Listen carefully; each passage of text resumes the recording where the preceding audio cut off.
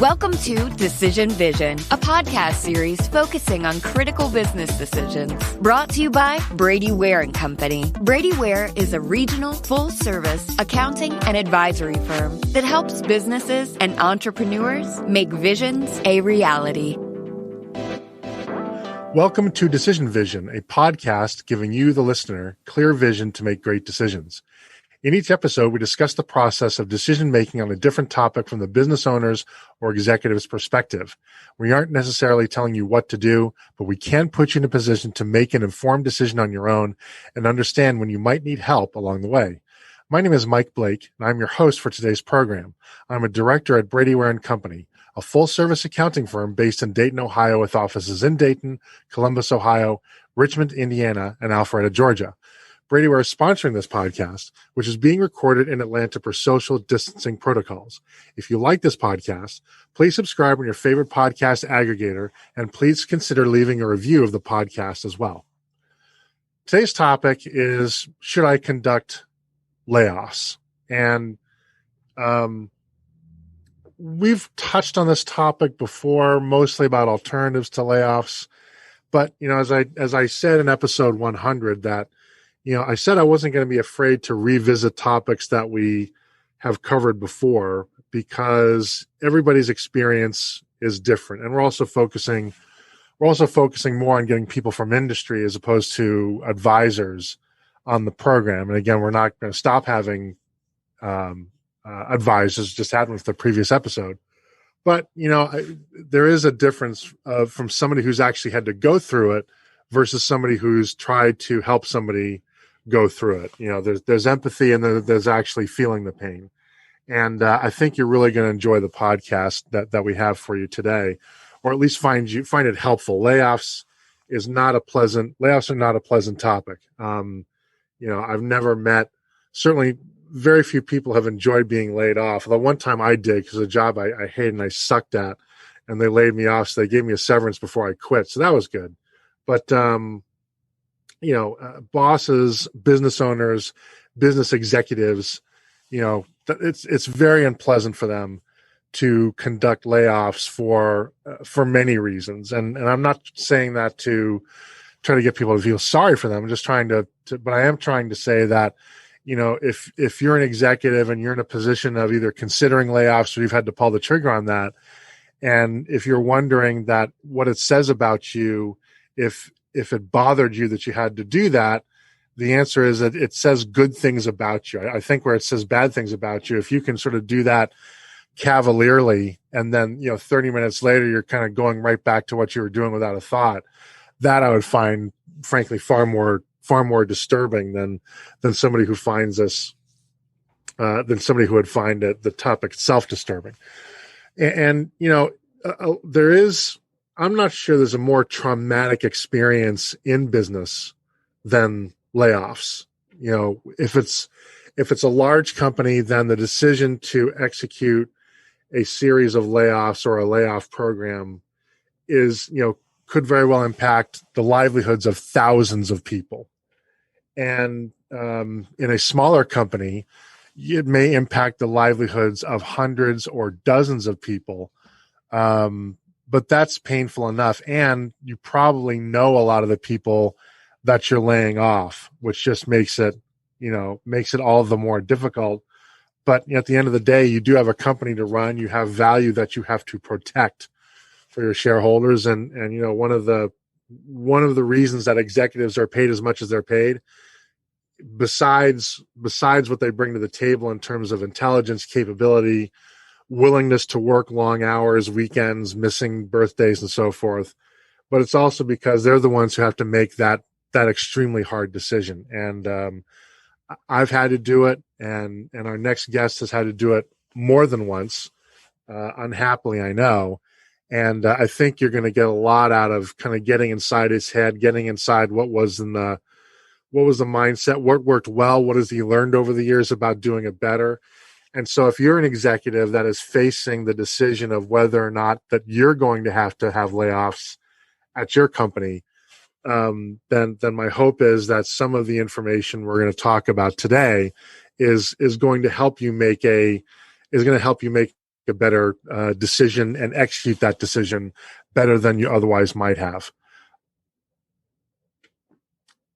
Joining us today is David Frame, who is the Chief Financial Officer of HB NEXT, a software and services company providing safety and environmental compliance solutions to construction and industrial companies in the Southeast. David's focus has been on growing and scaling private equity-backed technology-enabled services companies in the $25 to $50 million range and has held both financial and operational leadership roles.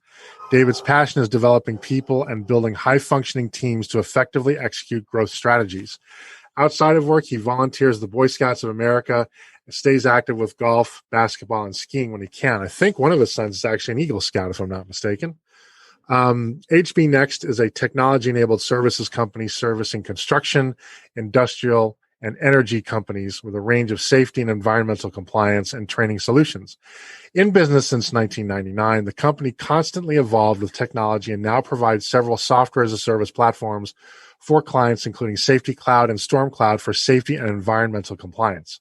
HB NEXT is also proud to be a part of the Construction Ready program, providing training for individuals looking for careers in the commercial construction industry. To date, the program has successfully placed over 1,000 students in high-paying construction jobs in Georgia.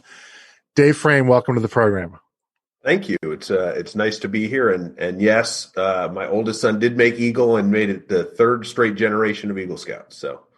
Well, good for you. And I assume you're the second generation. And, thank you all for your service to our community. My son is in Scouts. My wife is actually the leader of the Cub Scout troop. And we're big fans of the scouting program and what it provides, not just to the individuals, but, to the country in terms of building good citizens. So thank you for that dedication.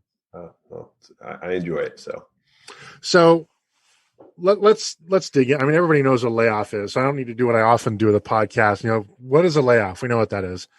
So what I'd like you to do is, think about a layoff that you've had to do. And I know, unfortunately, you've had to kind of go through that. You've had to see that movie more than once, but talk about a time that you had to do layoffs. And how did that decision come about? What was involved in making that decision? What was it like to be in the conference room talking through that decision and arriving at the decision that was the thing that was appropriate to do? Yeah. There's one that comes to mind. And as you said, unfortunately, I've been through it a few times. And oftentimes it's really precipitated by a very drastic event, right? COVID, lots of people have had to go through it most recently with the pandemic.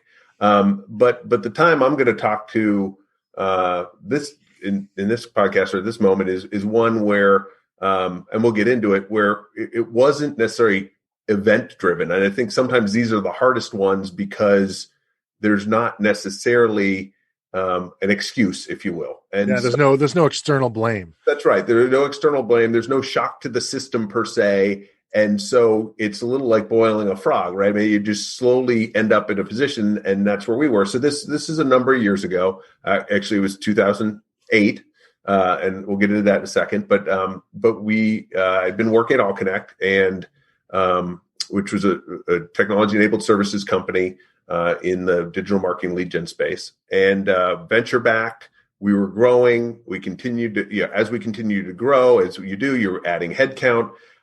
And frankly, we got to the end of 2007 and we were looking at our results and realizing that we were not on path to be meeting the financial thresholds we needed to towards profitability, which our investors were looking for.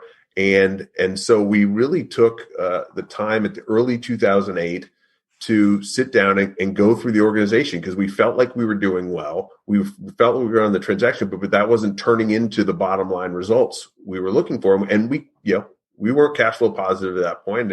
And so we were still, your cash burn was an issue. And the last thing you want to do is go back to your investors. And so we really sat down, the senior leadership team and took a hard look at our entire organization. It was not really, we at the time had a sales team, like a call center sales team that was operating pretty well. That was not the issue. And we started to look at kind of the overhead, if you will, account management, technology, finance, all of the kind of fixed overhead costs that we had. And we started to really pick it apart and try to look at who was adding value, where were we spending more money than we should. And we went through that process, and we realized that we had a lot of people, well-intentioned, and probably brought on at some point for the right reason. As we've evolved, we created a lot of overlap and a lot of redundancy in what people were doing, and it got to the point where we were just, quite frankly, bloated, which for, let's call it a $35 million company is, bloated shouldn't be part of a $35 million company. That's what, billion-dollar international companies do. So we really sat down and we went through kind of a full reorganization of how we aligned resources against our customers, against our vendors, and against our goals, and realized that we really needed to lay off about 20% of our corporate staff. And it was a hard decision because, again, in a small growth company, these are people that many of them started off early started with us early in the process, have been with the company for a while. It's a small, closely knit group. And so, all these people really well. And so it was a hard decision, and you really had to fall back to kind of objective measures of what needs to happen, how many people really need to be doing this function to do it the way we want to, and who's the best suited to do it. The other thing you find in growth companies like this is sometimes there's the whole the saying, the people that get you here won't necessarily get you there. The skill sets you need when you're a very small startup growth company tend to be people that are a lot of jack of all trades, can pick up a lot of different things, but they may not be the people that also know how to put in systems and structures and process to scale.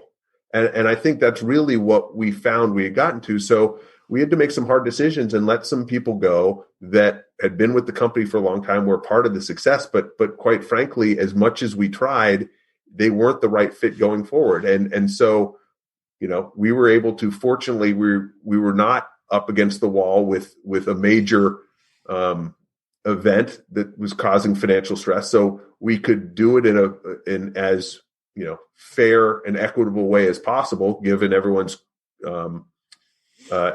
longevity with the company. But we had to go ahead and do it and reorganize and restructure.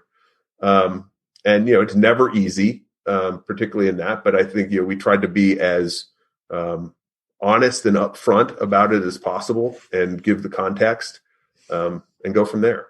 I will say what's interesting about that, the timing of that, is, as we know, by the time we fast forward to the fall of 2008, all hell had broken loose, and we were very fortunate to have gotten ahead of this because of a culling process rather than waiting for the event. That when that happened, we were not in a panic. We were able to do this by being proactive. We were able to do it in a much more rational, logical, and methodical way, which frankly is better for the entire organization. And in that particular case, I'm familiar that with the company of which you speak, there's a dynamic that is somewhat distinctive in that you're venture backed, correct? Yes. And you were not yet profitable. So, to a certain extent, you expect venture backed companies to not be profitable for a period of time. But on the other hand, not everybody's an Uber or an Amazon and can carry unprofitability seemingly indefinitely, right? If they feel like you didn't have that kind of venture capital, basically. And so, that slow frog, that slow boiling frog is really an interesting and apt description. So, before you reach that point, or as you were reaching that point that layoffs were the right decision to make, even if it was a tough decision, did you consider other vehicles, right? Maybe some kind of compensation adjustment, work sharing, maybe dumping more money into growth to try to grow your way out of the problem and try to cover the costs, something else, right? Were there other alternatives that you considered, or was it very clear just right from the get-go? You just had too much overhead and had to go? No, I mean, it was clear that our financials were not doing what they needed to do. But again, I think what we started with in this situation, and this is why it's nice to, and something I've carried forward in constantly testing this, but we started with aligning an organization that would best accomplish the goals we needed, right? And then we started to fill the required boxes in there, and then what you had was kind of a remainder. Right. And so it was not done. The goal was not to do layoffs when we started the exercise. The goal is to understand our profitability and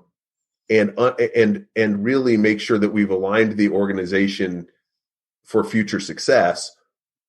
Had we come to that conclusion and said, hey, look, we really need all of these resources because here's the new structure, here's what we need to accomplish in 2008, and here are the resources we need, and those aligned, then I think we would have been willing to, keep going, towing the line, right? Continue on that course because we did still have funding. We were not, going to run out of money right away. But by the same token, what we did was we had to align align the organization, and then when there were remainders and there were potentially people who didn't fit the new organization from a skill set perspective or something else, then we realized we had to make those hard decisions, and knew that they were right for the company because then we had a fresh start to build from. So in the process of then implementing the layoffs, what was that? What was that like? For example, were you able to give people notice that their jobs are going to end in a week or 2 weeks, or did you have to basically kind of inform them and walk them out the door? Were you able to give them severance? Was there anything else you were able to sort of do to try to ease the impact or help with the transition? Yeah, I mean, we were fortunate to be able to give severance. Not a lot of golden parachutes, but there was fair severance for everybody. We weren't in a situation where we felt like we could walk people out the door. So we gave them notice. And in fact, some of that we needed to do transitions and so on. And so again, while it was difficult and you don't prolong if you don't have to kind of the people in the building, because at some point that becomes counterproductive, but it was able to be done like I said, in kind of a methodical, as fair a way as possible. Again, partly because we didn't have our back against the wall. So, what risks were you looking at as you decided to move forward with the layoffs? What are the risks of doing that concerned you the most? So in the company, we had a lot of relationships. We relied on relationships with some primarily large companies on both investor-owned utilities as well as telecommunication companies, and those relationships were critical. And so one of the things we really had to make where we really had to focus was how do we maintain those relationships and support those relationships, but in a way that that doesn't risk diminishing them or hurting those, but at the same token doesn't take as many resources to do so. And so I think the handoff of those relationships was probably the biggest risk we had, because we had formed some pretty good people had formed some good personal relationships amidst the business relationships, and so we really had to plan around that. We took a lot of time with the executives to make sure the executives were able to step in with some of those changes and forge, kind of support those relationships as needed. And so we really did have kind of a leadership-led process to make sure that all of those remained stable and in good condition. We didn't lose any business as a result. So where did the decision for layoffs initiate? Did it initiate with you? I know at the time, I think you were the senior vice president of finance and you reported to a chief financial officer. Where did that decision come from? Did it come from you guys? Was it a mandate from the CEO? Was it from the board? Was it from investors who may have sat outside the board? Where did the genesis of that decision sort of come from? The genesis came from myself and the CFO. The impetus did, because, as I said, we kind of were looking at our financials and our profitability and understanding that, for lack of better words, it wasn't adding up, right? It Yeah. was not going on the path we needed to. And I don't think we had a clear idea why per se. But we knew we weren't on that path, and the path we were on was not going to get us where we wanted to go. And so that kind of, we started with that analysis and understanding and brought that up to the CEO. It was not at the board level at this point. I mean, we were able to bring that to the board. And then we sat down with the CEO and the finance team and really kind of went through the first pass of where we are. And then we had to bring in other leaders, CIO, chief sales officer, those folks into the conversation to start fleshing out the new organization. But it was, the fact that we were going to do it, the decision had been made before we brought in the broader, executive team to actually start making the detailed decisions of who needed to go where. You've been talking about this in a certain way, and finally sort of hit me. There's a subtle but very powerful point here in the way that you approach this from an intellectual level. And the way that you approached it was not, hey, we have too many people, let's start swinging the axe, right? But it rather was, here's what the organization needs to look like. And of the pool of talent that we currently have within the boundaries of this company, here's who has a role in that new organization, and here's who doesn't have a role in that organization, right? Is that a fair way to characterize it? And do you agree that that's a meaningful distinction? Yeah, I do. I do for a couple reasons. One, I think in any growth company, probably any company, but any growth company, as you're growing, new things come up. It's not clear where they land. So it's easy to start kind of building a Frankenstein's monster, if you will, right? Different people. And until you have a comprehensive view now of all the new things that are going on and how to best handle those, you're going to kind of naturally grow that way, a little, Frankenstein's monster, if you will. And then you get enough data and you can step back and say, hey, there's a better way to do all of this stuff. Now that we see all of the new things we're doing, how are we going to do all those in a more efficient and better way? And so I think I think that's a process that needs to happen. In my experience, always has to happen in growth companies because of the nature of the way growth comes. And so on the one hand, it's a necessity of reassessing what are we doing today that's different and how are we handling that the best way.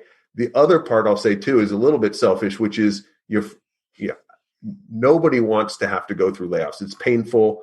I, as a manager, always feel somewhat responsible for having gotten the company into this situation. I know that that's maybe over-exaggerating a little bit, but there is a personal responsibility as a manager to say, hey, look, if we had been perfect, we might have been able to avoid this. So I think the other part that this does is it provides an objectivity that allows you to make decisions that are hard to make from an emotional perspective. And so for me, it's always better to drop back to kind of a process that is not about people and names, but about functions and business requirements, and then match those up with the other one. And then it's not personal. It's about the needs of the business and how do you it's a little blunt, but cut off a part to save the whole. And that's what this is all about, right? Is you're saving 100 jobs by eliminating 20, as opposed to going down this path where suddenly it is swinging an axe and it doesn't matter who you hit, and no one wants to be part of that. So once that decision was made, what were some of the steps? What are some of the key steps in preparing to then implement, and how long did it take you to do that? So I think number one for me is I believe you want to do it once. And even if you cut a little deeper than you need to, being decisive with a clear communication of what is happening for the organization, what is happening and why, and being able, and this is easier at a small company. I mean, you get to big multinationals, it's probably hard to manage that, but a company, mid-company size, you have a very clear and honest conversation with your employees of where we are, why we're doing this, and how we got here. Have that communication come out at once, and then have a very clear execution plan of how you're going to go about doing that, so that everything kind of as much as can be done happens in a very short time frame, because I think it makes it easier for the organization. Plus, it allows the remaining people to move forward confidently and not feel like they're waiting for the other shoe to drop. So, okay, so you want to be prepared to do it quickly. So in order to be able to do that quickly, what's involved in that? It's nailing your talking points, and the talking points, but nailing your message to the, really focusing on what you want to communicate to whom, and having that fully baked with a communication plan: when, who, how. It also involves, orchestrating all the individual conversations that need to go, both for the people that are moving out, but also for the people that are moving in. And sometimes, you want to really prepare the people that are staying, before you necessarily let the people know that they're going. It's a tight window, but, I don't like to surprise I would rather not surprise the person that's stepping into a new role. I prefer to let them know what's going on so they're prepared. So when the news is delivered to the person who's leaving, there's someone ready to step into that breach. Okay. And that messaging, did you have legal counsel review it? Yes. Yeah, we did. That was relatively, a smaller company, it's a little easier. But yeah, I mean, through the whole process, you've got to, and even more so nowadays, be really crisp on understanding and documenting Another reason we'll do the process is from a legal perspective too, which, I would say is more appreciative of now than maybe 15, 20 years ago. But going through that objective process we talked about also is very helpful from a legal standpoint as well, as we're in a world where you've got to have your I's dotted, T's crossed on those items as well. So, I'm assuming you agree with me that a layoff is a traumatic event, individually as well as collectively. What was the impact upon the people left behind, and how did you manage kind of the after effects left in the wake of the layoffs? I think that's a great point, because I as you were talking, it occurs to me, the other part of this that I found important is the honesty and the openness that you do this is critical for the relationships that you're leaving as they leave the company, but more so, you've got an entire organization watching how you choose to execute something like this. And the more that you come at it with an honesty and an empathy and an openness, I think you can actually use these opportunities. These opportunities are either going to build or destroy trust in your organization. And the more that you demonstrate to the remaining organization that you are being honest and open and forthright and empathetic, then that is critical to, keeping that trust and the people that are still here and getting them to rally behind the new organization, as opposed to balk against it or be distrustful of it. And so I have seen situations where, it was not done in a way that felt right to people that, again, been longtime employees. And I think that really starts to set the new organization on the wrong path in terms of trust and buy-in and all the things you need to be successful. Now, and talk about, say, the 24 to 48 hours after announcing the layoffs. Could you feel a difference in the office? I mean, was there a different atmosphere, if you will, or were people able to kind of go back to business as usual? I think there were two things. I mean, there was a brief period of what we call mourning, right, where friends left the building. But I think quickly, frankly, that turned not into business as usual, which was good. It turned into kind of an energy that says, okay, we're refocused. We've got the right people on the bus. I mean, the fact is, when you get to those situations, other employees have the same sense that, hey, this isn't working quite right. This is, and so I think if you do this right, you really get a re-energized group of people that see the vision, see the new organization, what it can accomplish. And if you've pick the leaders right for that stay, then they're energized with their new opportunity, probably taking on some different and new responsibilities. And you can actually kind of slingshot your way forward a little bit. That's an interesting point, and I wanted to ask you about that, and I still will because I'd like to probe. And that is, employees are smart, right? They know what's going on the ground. They often know better than we do in the C-suite, right? Because they're just there living it day to day. And I do think on some level, they do know kind of who has a cushy job, who doesn't have a cushy job, who seems to have a clear role, who doesn't. And I do wonder if there's some appreciation on some level that management at least is knowledgeable enough and has the courage to take action. Yeah, I think that's dead on. And I think that's right. People know those that aren't pulling their weight, either on purpose or not.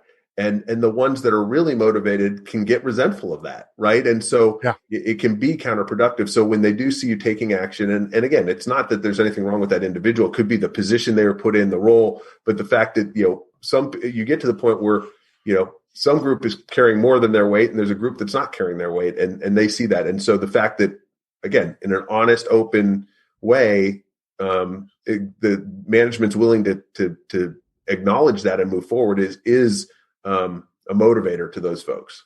And those are the folks you want to motivate too, right? I mean, those are the ones that are chomping at the bit to do more.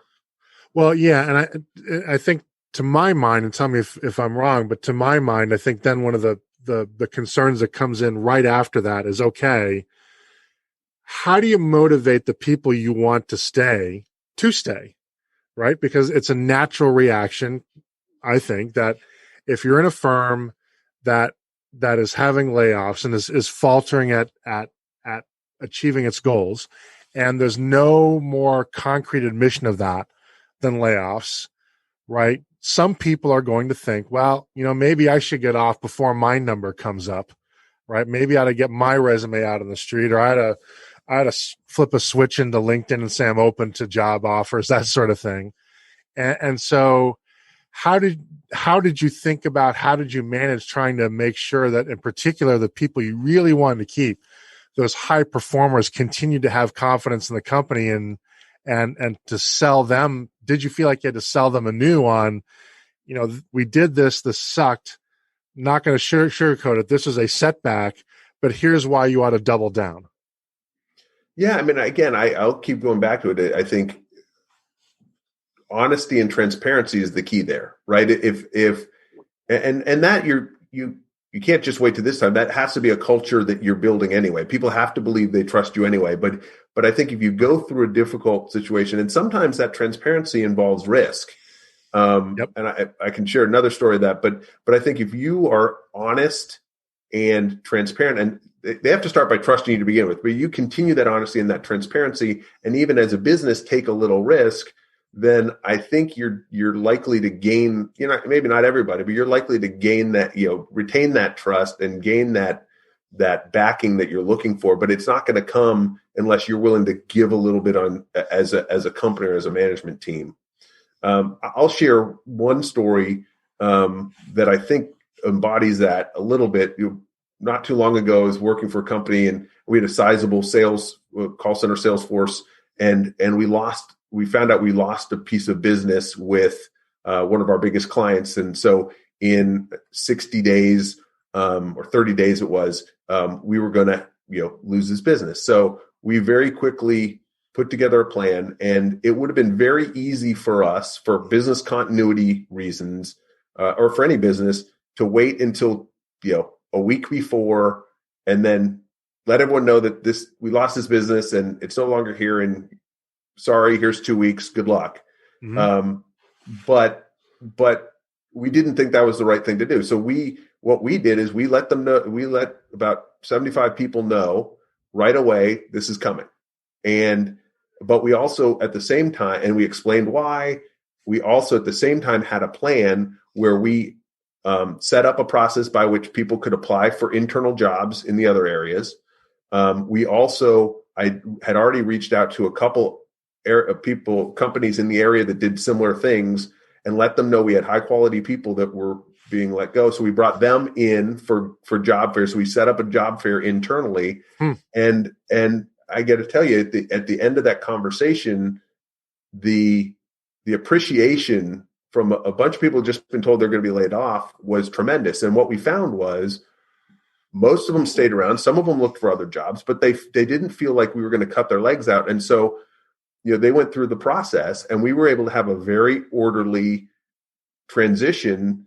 And we bought a lot of credibility with the rest of the organization because they saw how we treated those people. And so they're going to be more trusting going forward. So I think in the long term, while we took some risks, because half of those people could have walked out the door the next day and we would have been struggling and it would have been missed, we chose to take the risk of honesty and transparency because we felt like that was the culture we wanted. Plus, the benefit for us is we continued to build the trust with our employee base, which is what we really needed for the remaining 350 people versus that. And so I think, that is the type of thing you've got to make some decisions on how you're going to handle these things. And sometimes they go beyond X's and O's, if you will.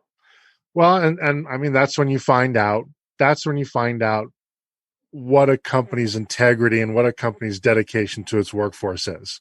Yeah. It's easy to have integrity and dedicated when you're not in crisis and there's sort of plenty of money for everybody, right? But when things get tight and you've got to take something off the table, frankly, and you really have constraints, that's where you find out, what price are you willing to pay or even potentially willing to pay in order to pursue that path of integrity. Yeah. And, you showed it. Yeah. Well, I thought I've never heard of that before, where you proactively, invite your competitors to come in and start recruiting.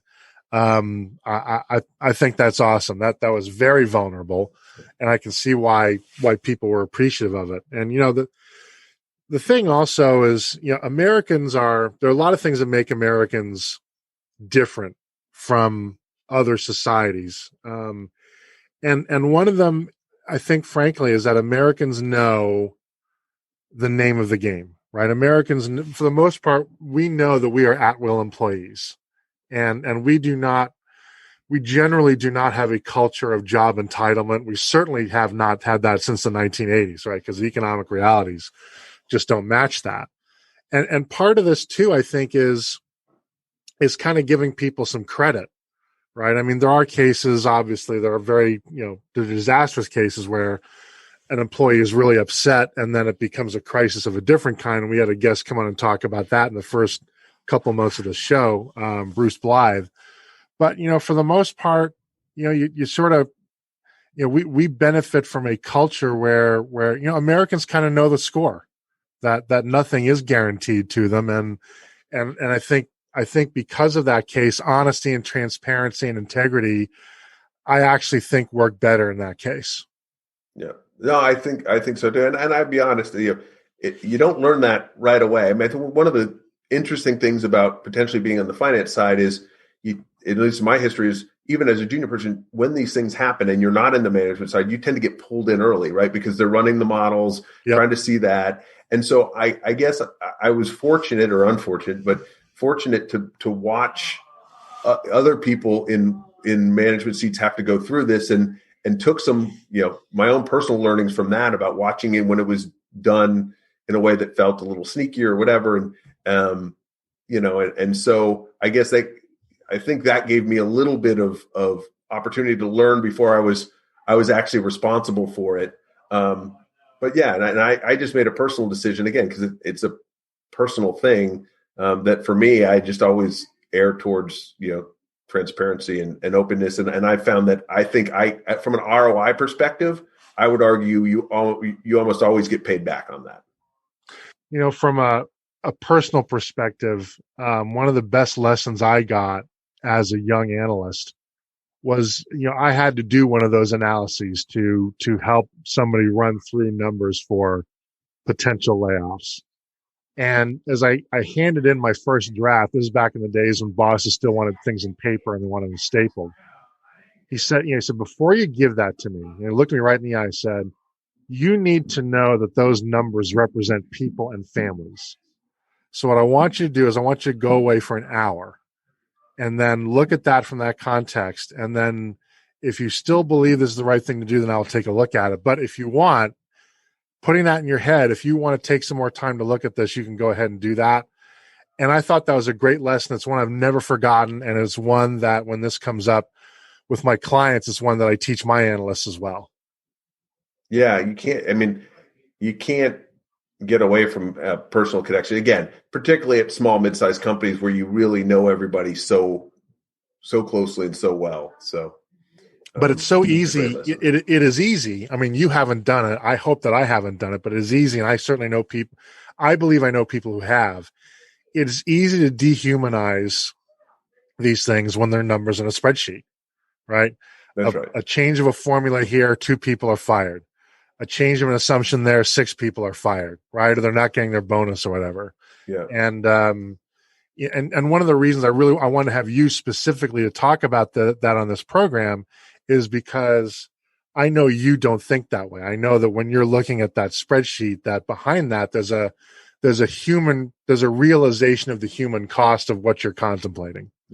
And I'm going to tell you the other big lesson that I learned from that is I am much more reticent to hire the next body until there's a very proven need, with a long-term proven need, with a very defined role, because until you've been through it and have to lay those people off, and you realize that it's potentially, you got to make sure it's not a zero-sum game. And because I don't want to go through that. And so sometimes that means we're a little late on hiring. I'd much rather do that and work with the team I got and suck it up for a little bit and prove that we have the need than, have to go through a layoff that we could have avoided. And I think it really does make you a much more discerning hirer.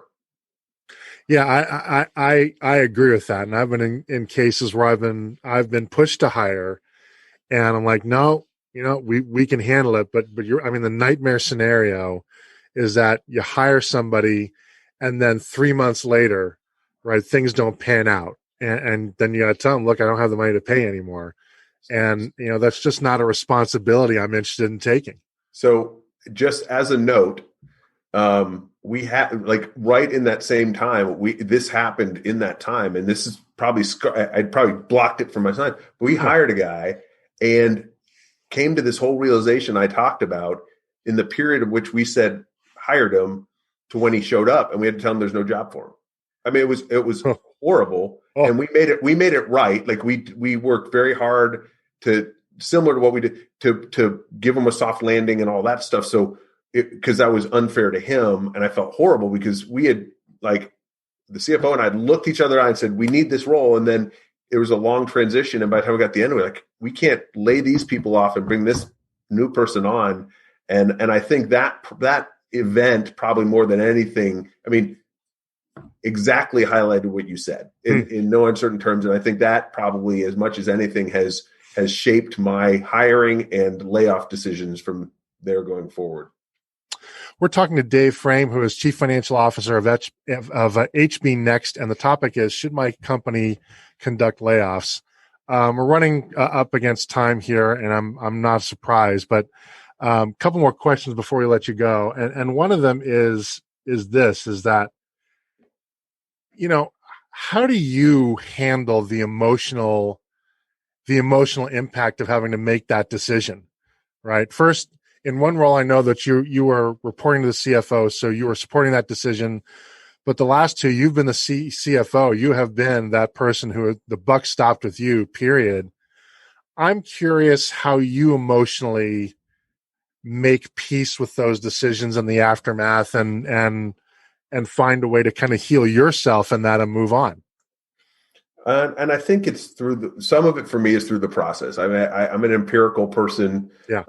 And so going through the right process and feeling like we've done everything we could to turn over every stone to make sure this is the right decision is the first step.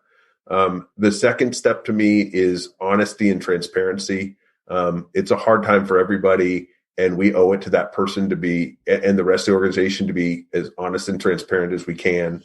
And then I think that, and then doing it personally. I think that lots of times there are people that defer this to other people in the organization. And I just feel like when appropriate, it's as the executive, it's my responsibility. As I said, part of my responsibility that we got here. And so it's my responsibility to look it through. And so I try to, without sugarcoating it, be involved in delivering the message and the empathy and transparency and try to support them as best I can. And I guess that's about all I can do to make myself feel like what is, I understand an inevitability in business at some level, but at least I've handled it in the most fair, transparent, and empathetic way. Dave, this is great. There's lots of ground we could cover, and of course, every situation is different. If somebody would like to reach out to you to maybe ask you a question or for some advice about a similar situation they're facing, can they do that? And if so, what's the best way to connect with you? Yeah, probably the easiest way is just happy to email me at my work email address. It's dframe, like a picture frame, DFRAME at hbnext.com. And I'm happy to, if I can help anyone through this, happy to do it or bounce any ideas. I'm happy to do that as well. Thank you. That's going to wrap it up for today's program. I'd like to thank Dave Frame so much for joining us and sharing his expertise with us. We'll be exploring a new topic each week, so please tune in so that when you're faced with your next business decision, you have clear vision when making it. If you enjoy these podcasts, please consider leaving a review with your favorite podcast aggregator. It helps people find us so that we can help them. Once again, this is Mike Blake. Our sponsor is Brady Ware & Company, and this has been the Decision Vision Podcast.